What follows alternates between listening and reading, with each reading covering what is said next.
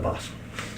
I remember going to Ballymoney when he got the freedom of the borough, you know, the freedom of the town, and we went back to Joey's pub, which is normally a big drinking session. So we ended up drink, and you know, so it was that was just a great night, you know. It was just before Joey went to the race where we lost him. So I remember in '96 as well, I was in the leading battle at the Northwest 200, and I'd never sort of been in that race before. All of a sudden I was at the front of the race, new bike, my bike was fast, and there it was, just following Joey, and saw the Dunlop, the yellow helmet. I was like, wow, you know, I've made it here, you know, this is it, the job's good. It was really nice, you know.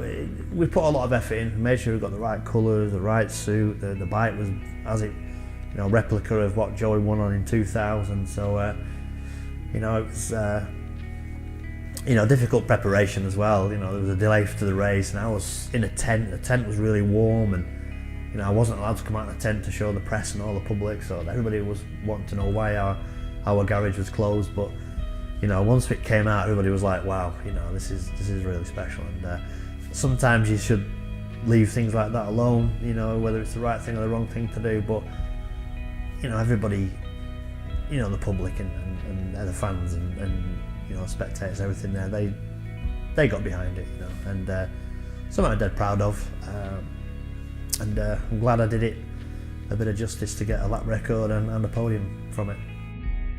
I remember as a kid, it would be 1986, so what would I be, 14, 15 years old, and I went on my bicycle, on a bicycle to where Joey was in the garage, mechanicking his bike, and I bought a picture from one of the shops, a photograph, and I took it to the garage for Joey to sign it.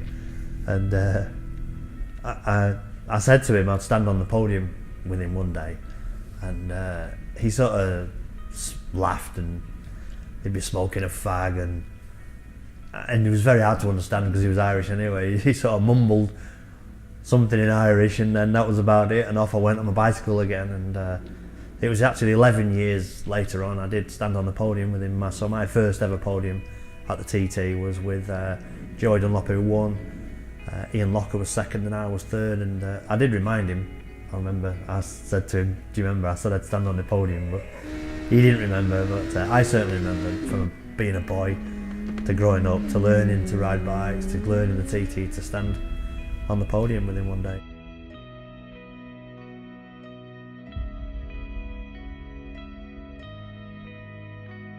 There was another quite a cool memory at the Northwest 200 in 2000. We were doing some testing on the roads, and he'd gone past a policeman going the other way.